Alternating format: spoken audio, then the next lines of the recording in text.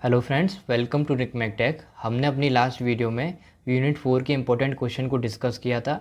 अगर आपने वो वीडियो अभी तक नहीं देखी है और आप देखना चाहते हो तो ऊपर आई बटन और नीचे डिस्क्रिप्शन बॉक्स में आपको कंप्लीट प्लेलिस्ट मिल जाएगी पाइथन की, आप वहाँ जाकर देख सकते हो। तो आज की वीडियो में हम लोग यूनिट 5 के मोस्ट इंपॉर्टेंट क्वेश्चन के बारे में डिस्कस करेंगे। वो क्वेश्चन दोस्तों ये है, differentiate between recursion and iteration, यानी कि इटरेशन और रिकर्जन के बीच में डिफरेंस क्या है, दोनों के बारे में आपको बताना है। ठीक है, तो ये क्वेश्चन ऐसे भी आ सकता है, अलग अलग से भी आ सकता है कि रिकर्जन और इटरेशन बताइए क्या होते हैं पाइथन के अंदर। तो आपको कंफ्यूज नहीं होना है, आप यही लिख सकते हो। इसको बस ध्यान से समझ लीजिए। देखो कि मान लो अगर मैं प्रॉपर्टी के बेसिस पे बात करूँ, डेफिनेशन सबसे पहले आती है। डेफिनेशन, रिकर्जन की डेफिनेशन क्या है और इटरेशन की डेफिनेशन क्या है। रिकर्जन में क्या होता है, जो भी फंक्शन होता है अपने आप को खुद ही बुलाता है, यानी कि एक फंक्शन कॉल्स इटसेल्फ, अपने आप ही फंक्शन को कॉल करता है। जबकि इटरेशन की बात करूं, a set of instructions repeatedly executed, यहाँ पर एक कोई भी हमने इंस्ट्रक्शन दे दी है एक प्रोग्राम को और बार बार उसको वो रिपीट मैनर में बार बार एग्जीक्यूट करता रहेगा। जैसे फॉर लूप हुआ था, हमने लूप के बारे में डिस्कस किया था, तो एक तरीके से लूप की तरह यहाँ पर इटरेशन में वर्क होता है। अगर मैं एप्लीकेशन की बात करूं तो रिकर्जन में क्या है, फॉर फंक्शन का यूज़ करते हैं हम लोग, है ना, ये इसका एप्लीकेशन है।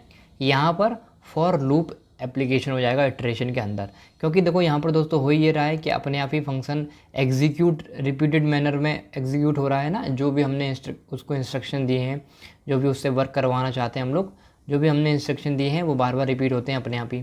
तो इसीलिए दोस्तों यहाँ पर जो एप्लीकेशन हो जाएगा इसका फॉर लूप हो जाएगा और यहाँ पर फॉर फंक्शन हो जाएगा, क्योंकि फंक्शन यहाँ पर अपने आप को कॉल करता है। अगर मैं टर्मिनेशन की बेस की बात करूँ तो throw base case where there will be no function call.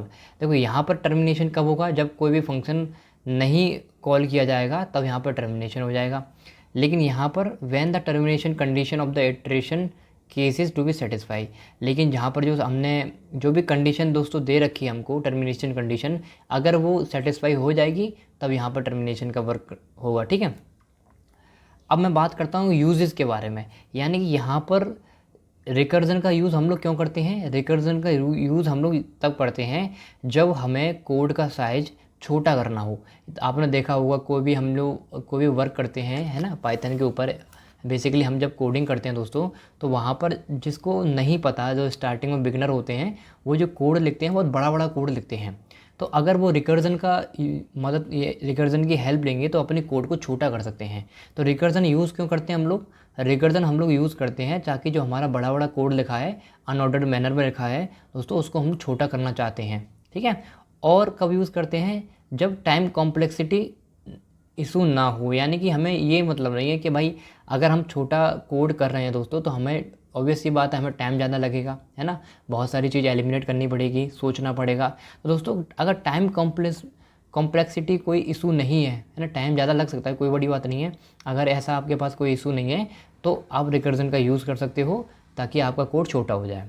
लेकिन इटरेशन की अगर मैं बात करूँ तो यहाँ पर टाइम कॉम्प्लेक्सिटी नीड होती है, यानी कि टाइम का बहुत भाई हमें टाइम बचाना है। ठीक है, टू बी बैलेंस, यानी कि बैलेंस करके चलना है भाई, टाइम भी ज़्यादा ना लगे। तो यहाँ पर जो कोड होता है वो एक्सपेंडेड कोड साइज, यानी कि साइज़ में बड़ा होता है, जबकि यहाँ पर कोड हम लोग साइज़ में छोटा देते हैं। यहाँ पर जो हमारा कोड है वो साइज़ में बड़ा होता है, इसीलिए कोड साइज़ यहाँ पर स्मॉलर लिखा है, यहाँ पर लार्जर लिखा है। अगर मैं टाइम कॉम्प्लेक्सिटी की बात करूँ तो ऑब्वियस ये बात है, यहाँ पर वेरी हाई, है ना, वेरी हाई टाइम कॉम्प्लेक्सिटी, यानी कि बहुत ज़्यादा टाइम लग सकता है। लेकिन यहाँ पर लोअर टाइम कॉम्प्लेक्सिटी होती है। ठीक है, अगर मैं स्टैक की बात करूँ तो यहाँ पर स्टैक की कोई मतलब stack does not use stack, है ना, यहाँ पर हम लोग स्टैक का यूज़ ही नहीं करते। जबकि यहाँ पर the stack is use to store the set of new local variable, यहाँ पर हम लोग स्टैक का यूज़ करते हैं ताकि हमारे जो नए लोकल वेरिएबल हैं उनको हम लोग सेट कर सकें, स्टोर कर सकें। And parameter each time the function is called, और जो भी हर बार जो फंक्शन कॉल हो रहा है ना बार बार, उसको भी हम लोग स्टोर कर सकें। तो इसीलिए स्टैक का यूज़ करते हैं, जबकि यहाँ पर स्टैक का हम लोग यूज़ नहीं करते हैं। ठीक है, अब यहाँ पर हम लोग बात करते हैं ओवरहेड के बारे में। तो recursion possesses the overhead of repeated function call, जबकि यहाँ पर कोई भी ओवरहेड रिपीटेड फंक्शन कॉल नहीं होता है। स्पीड की अगर मैं बात करूँ तो यहाँ ये स्लो इन एग्जीक्यूशन, टाइम छोटा, मतलब कोड छोटा है दोस्तों, लेकिन एग्जीक्यूशन में बहुत टाइम लगता है। लेकिन यहाँ पर कोड बड़ा है, फास्ट इन एग्जीक्यूशन। यहाँ पे क्या होता है, एग्जीक्यूशन फास्ट होता है इटरेशन के अंदर। तो दोस्तों यही डिफरेंस बिटवीन है रिकर्जन और इटरेशन के अंदर।